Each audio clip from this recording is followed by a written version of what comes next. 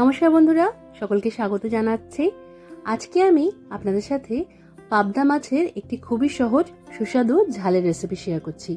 গরম ভাতের সাথে খেতে এটা অপূর্ব লাগে। রেসিপি ভালো লাগলে ভিডিওটাকে লাইক আর শেয়ার করতে ভুলবেন না। আমি এখানে একটা কড়াইতে পর্যাপ্ত পরিমাণে সর্ষের তেল গরম করে নিয়েছি মাছ ভাজার জন্য।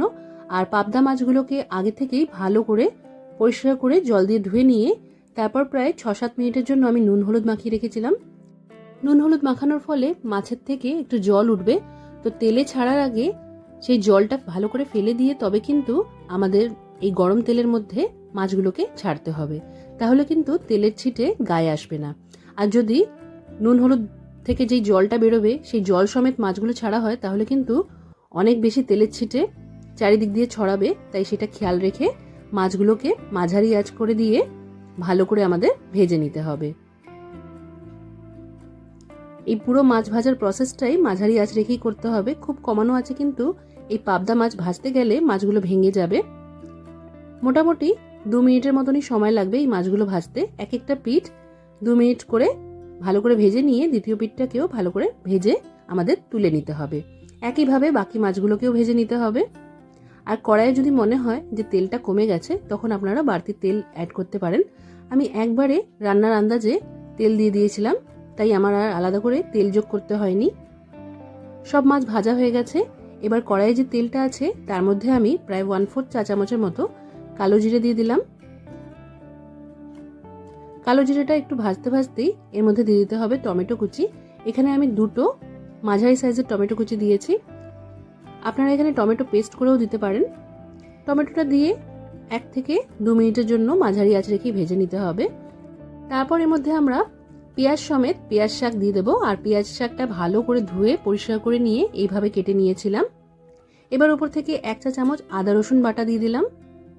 এবার এই সব কিছুকে ভালো করে মিশিয়ে নিতে হবে। আপনারা এখানে যদি পেঁয়াজ শাক না দিতে চান পেঁয়াজ কুচিও দিতে পারেন, তবে শীতকালে এইভাবে একবার পাবদা মাছ তৈরি করে দেখবেন, খেতে অপূর্ব হয়। তো এই সব কিছুকে আরও 2 মিনিটের জন্য আমি মাঝারি আঁচেই ভেজে নিচ্ছি। 2 মিনিট পর এবার এর মধ্যে আমি নুন আর বাকি মশলা অ্যাড করব। তো এখানে আমি 1 চা চামচের মতো নুন দিয়ে দিলাম। এবার দিয়ে দিচ্ছি 1/2 চা চামচ হলুদ গুঁড়ো। একটু ভালো রং আনার জন্য কাশ্মীরি লঙ্কার গুঁড়ো দিয়েছি।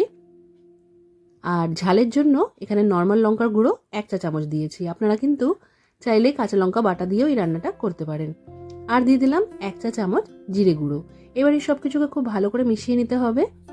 আঁচটা এবার একটু কমিয়ে দিতে হবে, কমানো আছেই এটা ঢাকা দিয়ে আরো 2 মিনিটের মতো আমরা কষিয়ে নেব। এবার 2 মিনিট পর আমি ঢাকাটা সরিয়ে নিলাম। আরেকবার এটাকে ভালো করে মিক্স করে নেব।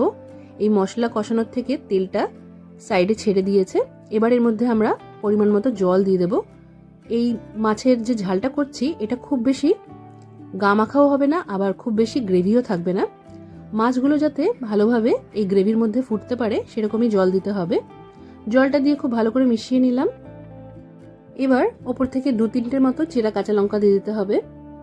আর তার সাথে ভেজে রাখা পাবদা মাছগুলো একে একে ছেড়ে দিতে হবে। পাবদা মাছগুলো এই ঝোলের মধ্যে ছাড়ার পর আমাদের সাইড দিয়ে একটু গ্রেভি তুলে পাবদা মাছের গায়ে ভালো করে এগুলোকে ডিপ করে নিতে হবে। মাছগুলো যাতে গ্রেভির মধ্যে দুদিকই ভালো করে ডিপ হয়ে যেতে পারে সেইভাবেই খুন্তি দিয়ে আলতো আলতো করে মিশিয়ে নিতে হবে।